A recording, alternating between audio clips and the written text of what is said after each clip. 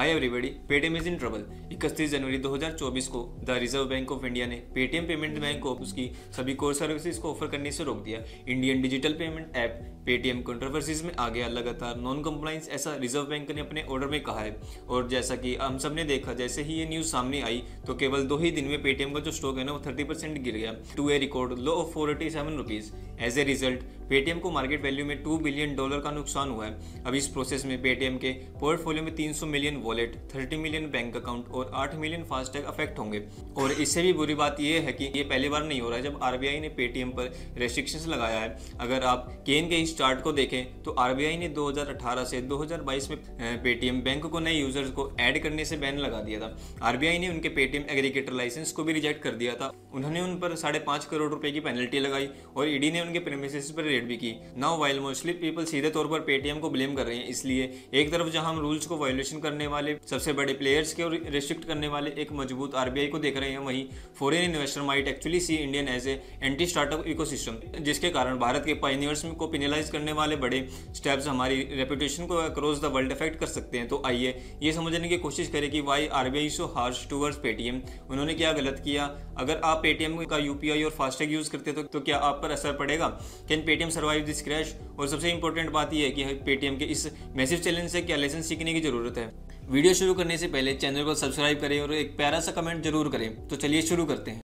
आइए देखते हैं, मजा आएगा। ये समझने के लिए पेटीएम पेमेंट बैंक के साथ क्या हो रहा है, आपको पहले ट्रेडिशनल बैंक और पेमेंट बैंक के बीच का फंडामेंटल डिफरेंस को समझना होगा। पेमेंट बैंक बहुत लिमिटेड फंक्शन वाले ट्रेडिशनल बैंक का एक सिंप्लीफाइड वर्जन है। पेटीएम के केस में आप मैक्सिमम 2 लाख रुपए स्टोर कर सकते हैं और डेबिट कार्ड का यूज करके ट्रांजेक्शन कर सकते हैं और लोगों को पेमेंट कर सकते हैं। और जब पेमेंट बैंक आपकी की गई डिपॉजिट को इन्वेस्ट करता है तो आप इंटरेस्ट भी अर्न कर सकते हैं। लेकिन जब आप ये डिपॉजिट करते हैं तो पैसा सीधे पेटीएम में जमा नहीं होता है वे, और यहीं पर लिमिटेशन आती है। तो पेटीएम क्या करेगा? वो आपके पैसे को इंडसलैंड बैंक जैसे पार्टनर बैंक के साथ फिक्स डिपॉजिट में मूव कर देंगे और फिर इंडसलैंड बैंक से आपकी डिपॉजिट मनी पर जो इंटरेस्ट रिसीव होगा वो आपको यानी कस्टमर को दे दिया जाएगा। और ठीक इसी तरह लोन या क्रेडिट कार्ड के लिए भी वाइले payment bank complex financial services offer कर सकता है, लेकिन ये उनकी अपनी सर्विसेज नहीं है। तो जैसा वो आपकी एफडी के लिए इंडसलैंड बैंक के साथ पार्टनरशिप करते हैं, वैसे ही वो थर्ड पार्टी प्रोवाइडर्स के साथ पार्टनरिंग करके लोन और क्रेडिट कार्ड डिस्ट्रीब्यूट कर सकते हैं। पेटीएम के केस में उन्होंने आदित्य बिरला फाइनेंस कैपिटल के एंड टाटा कैपिटल जैसे वेरियस लेंडर्स के साथ पार्टनरशिप की है। तो पेमेंट बैंक और बैंक के बीच यही डिफरेंस है। अब यहाँ सवाल यह है कि आप सीधे आदित्य बिरला से बाय क्यों नहीं कर सकते और आदित्य बिरला पेटीएम से बाहर निकलकर सीधे कस्टमर्स को क्यों नहीं बेच रहा है? वे ऐसा कर सकते हैं, लेकिन पेटीएम टेक और डाटा की अपनी सुपर पावर लाता है। इसलिए अगर आप पर्सनल लोन की प्रोसेस को देखें तो बैंक में पर्सनल लोन लेने के लिए extensive documentation, multiple branch visit को करना पड़ता है। बिकॉज पेटीएम के पास आपके ट्रांजेक्शन की हिस्ट्री है और आपके आइडेंटिटी डॉक्यूमेंट्स हैं। आपके लोन को केवल 5 मिनट में डिजिटली प्रोसेस करने में एबल है। ये पेटीएम पेमेंट बैंक की सुपर पावर है। तो इसेंशियली वही है जो एक पेटीएम बैंक कर सकता है और नहीं कर सकता है। अब ये तो बात हुई ट्रेडिशनल बैंक और पेटीएम बैंक के डिफरेंस की। अब बात करते हैं कि क्या इफेक्ट होंगे। अब आप ये कह सकते हैं कि यार लेकिन मेरे पास तो पेटीएम पेमेंट बैंक या कोई सेविंग अकाउंट नहीं है, मैंने पेटीएम पेमेंट बैंक से लोन ही नहीं लिया है, मैंने केवल पेटीएम में सिर्फ यूपीआई ऐप और उसके फास्टैग का यूज किया है। तो ये सवाल ये है कि अगर आप इस टाइप के कस्टमर हैं तो क्या आप इससे अफेक्ट होंगे? जैसे ये पता चला है कि आप डेफिनेटली अफेक्ट होंगे। तो आइए कॉम्प्लिकेसी पर गौर करें। 29 फरवरी तक Paytm payment bank fresh deposit नहीं ले पाएगा और उन्हें saving bank account, wallet, FASTag और यूपीआई फैसिलिटीज के जरिए ट्रांजैक्शन करने से की भी परमिशन नहीं होगी। तो क्वेश्चन ये है कि why is the UPI and FASTag facility being affected? इसे समझने के लिए चलिए एक यूपीआई का बैकएंड टेक्निक पर नजर डालें। जब आप एक क्यूआर कोड को स्कैन करते हैं और आप किसी वेंडर को पैसे ट्रांसफर करते हैं तो वर्चुअल पैसा आपके अकाउंट से पेटीएम के मीडियम से एक नोडल अकाउंट में ट्रांसफर हो जाता है और ये ट्रांजैक्शन की कंफर्मेशन वेंडर को भेज दी जाती है और फिर विद इन 24 आवर पैसा एक्चुअल में वेंडर के पास ट्रांसफर कर दिया जाता है। तो एक नोडल अकाउंट का एक इंटरम एस्क्रो अकाउंट की तरह है जहाँ वेंडर्स को पैसे भेजने से पहले पेमेंट एक साथ जमा की जाती है। अब अगर आप अपने यूपीआई अकाउंट के सफिक्स को देखेंगे तो आपका @पेटीएम दिखाई देगा। ये सफिक्स और कुछ नहीं बल्कि उस बात का इंडिकेशन है कि आपका nodal account Paytm payment bank में है। इसी तरह अगर आप फोन पे का यूज करते हैं तो आपके पास एक सफिक्स होगा @YBL और ये कहता है कि आपका नोडल अकाउंट येस बैंक में है। इसी तरह अगर आप गूगल पे का यूज करते हैं तो आपको ओके HDFC बैंक या ओके ICICI बैंक दिखता होगा। ऐसा इसलिए क्योंकि फोन पे और गूगल पे अपनी नोडल अकाउंट सर्विसेज के लिए येस बैंक और HDFC पर डिपेंड है। वहीं बात पेटीएम की आती है। वे अपने कई ट्रांजेक्शन्स के लिए, अपने नोडल अकाउंट सर्विसेज के लिए अपने पेमेंट बैंक्स पर रिले थे और यहीं पर आपकी यूपीआई और फास्टैग सर्विसेज अफेक्ट होती हैं क्योंकि अब Paytm payment bank restricted by RBI. Starting March, digital payments on Paytm will come to a halt. Customers using Paytm wallets won't be able to top them up. Basically, if you see a Paytm QR code anywhere you are, chances are it won't work because the RBI has as good as killed it. 29 फरवरी के बाद payment bank अब अपना mobile wallet operate नहीं कर पाएगा। इसे further deposit, credit transaction या top up लेने से भी रोक दिया गया है। पेटीएम वॉलेट का यूज करने वाले कस्टमर्स इन्हें टॉपअप नहीं कर पाएंगे। बेसिकली अगर आप कहीं भी हो तो पेटीएम क्यूआर कोड देखते हैं, चांसेस है कि ये काम नहीं करेगा क्योंकि आरबीआई ने इसे खत्म कर दिया है। तो अब सर्वाइव और not to lose customers Paytm को नोडल अकाउंट को दूसरे बैंक में बदलना होगा और यही बहुत बड़ी बात है क्योंकि दिसंबर 2023 में टोटल जो ट्रांजैक्शन पेटीएम के थ्रू हुई थी वो 12 बिलियन की हुई थी, जिसमें से 2.8 बिलियन की जो ट्रांजैक्शन है वो पेटीएम पेमेंट बैंक के थ्रू हुई थी। इसलिए उन्हें ऑलमोस्ट 3 बिलियन ट्रांजैक्शन की प्रोसेस करने के लिए पार्टनर्स ढूंढने होंगे और वो भी 29 फरवरी से पहले। और आमतौर पर एक नोडल अकाउंट को सेटअप करने में 2 से 3 महीने लग जाते हैं और ये तो 3 बिलियन ट्रांजैक्शन की प्रोसेस है। इसको करने की कैपेबिलिटी बनाने की तो बहुत दूर की बात है। अब इंडस्ट्री एक्सपर्ट्स का प्रिजम्पशन ये है कि येस बैंक और आईसीआईसीआई में have the infrastructure to grab this portion. और अगर ये सच है तो पेटीएम पर आरबीआई की इस रेस्ट्रिक्शन से आईसीआईसीआई और येस बैंक को ऑब्वियसली बेनिफिट होगा। ये पहली प्रॉब्लम है जिसे पेटीएम को 29 फरवरी तक सोल्व करना होगा। दूसरा यूपीआई प्रॉब्लम है जिसे पेटीएम को सोल्व करने की नीड है, वो है उनका मर्चेंट पेमेंट। यूसी पेटीएम इतना जायंट है कि उनके पास 37 मिलियन मर्चेंट हैं जो पैसा रिसीव करने के लिए पेटीएम पेमेंट बैंक का यूज करते हैं और अगले 1 महीने में पेटीएम को इन लाखों मर्चेंट्स को अपने पेटीएम पेमेंट बैंक अकाउंट का यूज बंद करने से भी मनाना होगा और फिर किसी अनदर बैंक अकाउंट को उनके यूपीआई एड्रेस से लिंक करने के लिए भी मनाना होगा। इसके अलावा हमने जो पढ़ा है उसके बेस पर उन्हें अपना क्यूआर कोड भी बदलना पड़ सकता है, इसलिए उन्हें एक नए क्यूआर कोड इशू करने होंगे और नए क्यूआर कोड को उन लाखों साउंड बॉक्स पर चिपकाना होगा जहां भी पेटीएम पेमेंट बैंक जुड़ा हुआ है। तो जाहिर है कि एक लॉजिस्टिकल नाइटमेयर है। थर्ड डिस्रप्शन में ऑब्स्टेकल है यूसी। पेटीएम की ताकत हमेशा मर्चेंट और अपने बैकएंड सिस्टम के साथ प्रेजेंट किए जा सकने वाली प्रोडक्ट एंड सर्विसेज के साथ इसके strong relationship provided by Paytm payment bank and now ये इकोसिस्टम ये डिस्टर्ब हो रहा है। यह रीजन है कि Paytm payment bank large numbers में मर्चेंट को अदर प्लेटफॉर्म में खोने का खतरा है और इससे पेटीएम को 300 से 500 करोड़ रुपए का एबिटा का नुकसान हो सकता है। एंड लास्टली डेट देना उनके रेवेन्यू का 20% से ज्यादा है। ये उनके पार्टनर रिलेशनशिप्स और उनके रेवेन्यू के एक बड़े हिस्से को अभी अफेक्ट करेगा। लेकिन अब यहाँ सवाल ये आता है कि भारत सरकार ने पेटीएम के खिलाफ इतना सख्त कदम क्यों उठाया, क्योंकि Paytm has been a pioneer of fintech in India.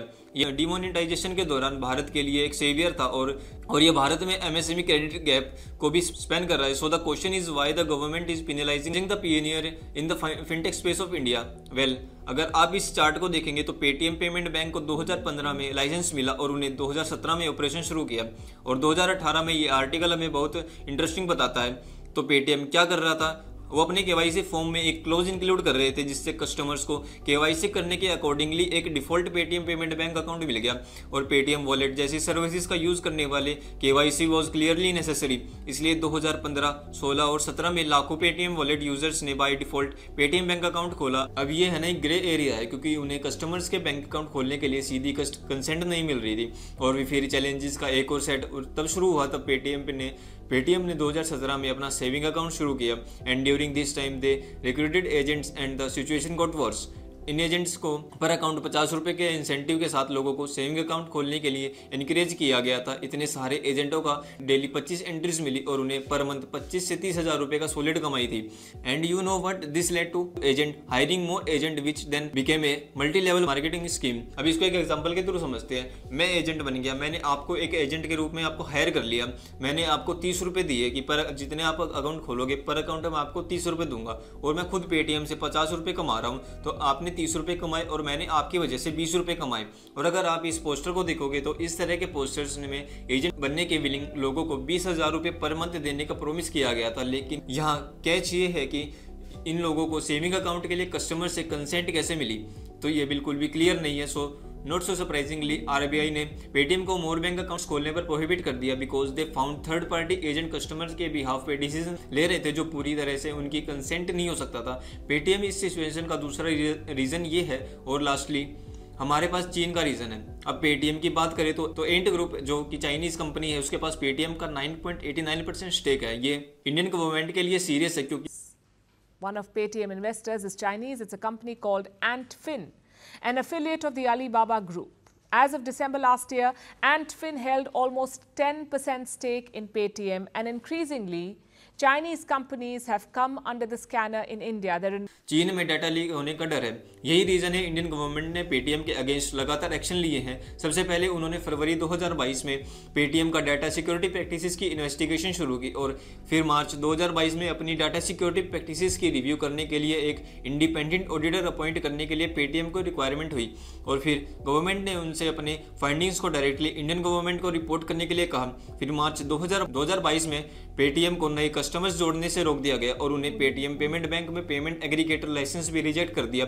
In actions का पेटीएम के बिजनेस पर काफी असर पड़ा और ऑडिट रिपोर्ट ने मैटर को और भी वर्स बना दिया, क्योंकि ऑडिट रिपोर्ट में लिखा था कि persistence, non compliance and continued material supervisory concern in the bank. हमारे पास ये इसकी डिटेल तो नहीं है कि नॉन कंप्लायंस क्या थे, इसलिए हम आपको इतना ही बता सकते हैं। और ये हमें लास्ट क्वेश्चन पर लाता है कि इस सिचुएशन में टिके रहने के लिए पेटीएम का अगला स्टेप क्या है और एज ए शेयर होल्डर्स और user should you be worried about Paytm.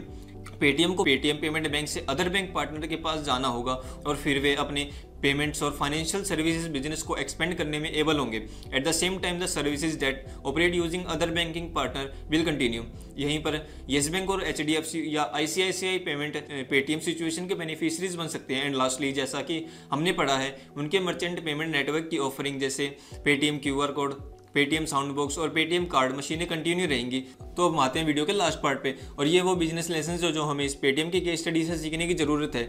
Lesson number 1, Indian government Indian business ecosystem की गॉडफादर थी, है और रहेगी, इसलिए हमेशा वही सुने जो बिग डैडी आपसे कहते हैं। सेकेंडली, मैंने पहले भी इसका मेंशन किया है कि जियोपॉलिटिक्स बिजनेस में एक डिफाइनिंग फैक्टर है। So as entrepreneurs you have to extremely careful while raising money और उन मार्केट्स में इंगेज होना जो इंडिया के साथ इतने फ्रेंडली नहीं है। एंड लास्टली, जब इंसेंटिव को कैलकुलेट नहीं किया गया तो ये एक डिजास्टर बन सकता है। इन दिस केस पेटीएम ने एक गुड बिजनेस इंटेंट के साथ अपने पेमेंट बैंक इंसेंटिव की शुरुआत की, लेकिन लोगों ने इसे कंट्रोल से बाहर कर दिया और इसके बाद पेटीएम के लिए डिजास्टर बन गया।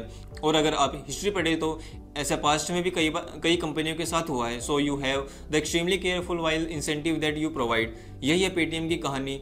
तो दोस्तों, ये है पेटीएम की करंट सिचुएशन। देखने वाली बात ये है कि इनके सीईओ विजय शेखर शर्मा और उनकी टीम इंडियन फिनटेक सेक्टर में कैसे वापसी करेंगे। तो दोस्तों, आज के लिए हमारी तरफ से बस इतना ही। अगर ये आपको वीडियो अच्छी लगी है तो कमेंट सेक्शन में जरूर बताइएगा कि आप नेक्स्ट वीडियो किस टॉपिक पर चाहते हैं, और अपने दोस्तों के साथ इस वीडियो को जरूर शेयर करें, और चैनल पर नहीं हो तो चैनल को सब्सक्राइब करें और बेल नोटिफिकेशन ऑन करें।